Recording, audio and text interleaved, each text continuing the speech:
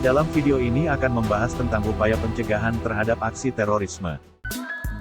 Apa itu terorisme?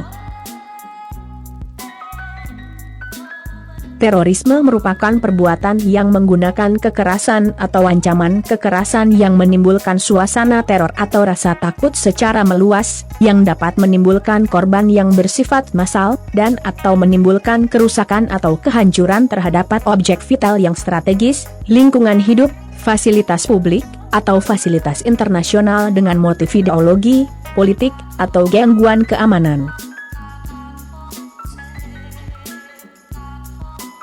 Penyebab terorisme berkembang di Indonesia. Number 1. Penyebab pertama terorisme adalah karena seseorang tersentuh.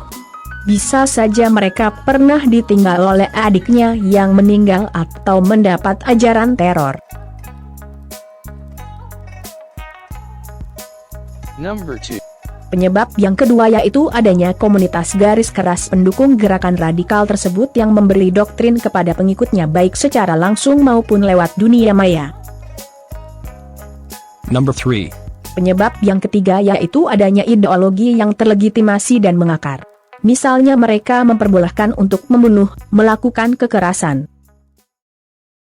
Berikut beberapa cuplikan video aksi terorisme. Perkembangan aksi terorisme saat ini telah membuat dunia menjadi tidak aman.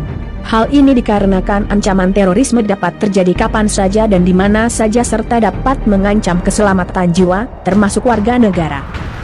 Bukan sekedar aksi teror semata, namun pada kenyataannya tindak kejahatan terorisme juga melanggar hak asasi manusia sebagai hak dasar yang secara kodrati melekat dalam diri manusia, yaitu hak untuk merasa nyaman dan aman ataupun hak untuk hidup.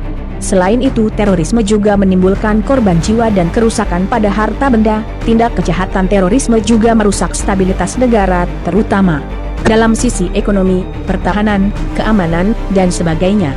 Aksi terorisme telah melanggar Pancasila sebagai ideologi.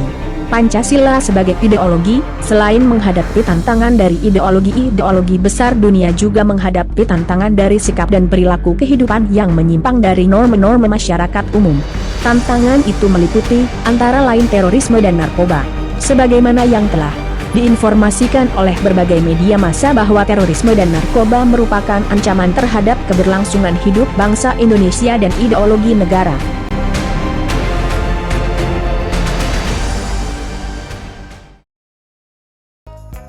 Beberapa unsur ancaman yang ditimbulkan oleh aksi terorisme.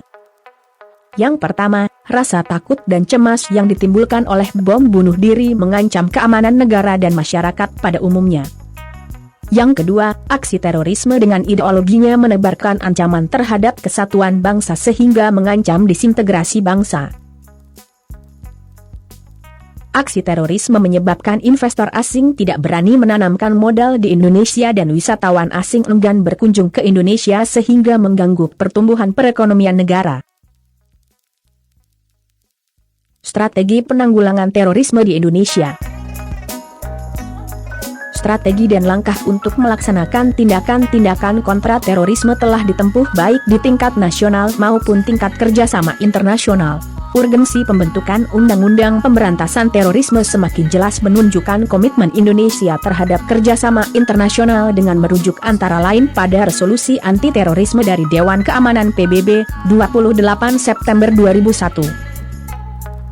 Strategi militer. Di sektor militer dilakukan operasi bawah tanah, dengan tekanan yang bertujuan menghancurkan kelompok teroris. Setiap orang yang merencanakan dan membantu operasi teroris harus mengerti bahwa dia akan diburu dan dihukum. Operasi mereka akan diganggu, keuangan akan dikeringkan, tempat persembunyian akan terus diserbu. Jika ini berhasil, tidak ada lagi yang jadi masalah di sektor militer. Operasi akan lebih efektif apabila tim merupakan gabungan antara Densus 88 atau anti teror dari kepolisian dan satuan-satuan anti teror TNI. Hambatan ketentuan UU dan SOP sebaiknya diatasi dengan pemikiran jangka panjang, karena ancaman teror jelas mengganggu pembangunan dan kredibilitas kondisi keamanan Indonesia di mata negara lain. Semua yang ditata oleh pemerintah akan bisa runtuh dalam sekejap mata dengan sebuah serangan teror. Inilah nilai terpenting yang harus kita sadari bersama. Strategi politik. Sistem politik harus ditata ulang dalam kaitannya dengan bahaya teror. Pelibatan elit politik agar satu suara dalam penanganan masalah teroris sangat dibutuhkan, tidak seperti masa lalu. Dalam hal bom Bali I, masih terjadi perbedaan pendapat di antara elit politik. Tokoh-tokoh parpol Islam sangat penting dilibatkan dalam penanganan kasus, agar tidak terjadi tekanan politis bagi pemberantasan teror, bukan ditujukan kepada umat Islam tetapi kepada kelompok radikal teror. Hal yang dibutuhkan adalah sebuah konsensus nasional yang luas. Aliansi politik menjadi masalah penting bagi keamanan nasional kita. Persaingan sudah berlalu dan selesai, kini waktunya bersatu padu menyelamatkan negara. Strategi budaya. Pemerintah bersama tokoh-tokoh agama wajib membantu dan menyadarkan generasi muda di tempat-tempat pendidikan agama. Dari beberapa kasus, mereka ini yang dibina dan dijadikan kader.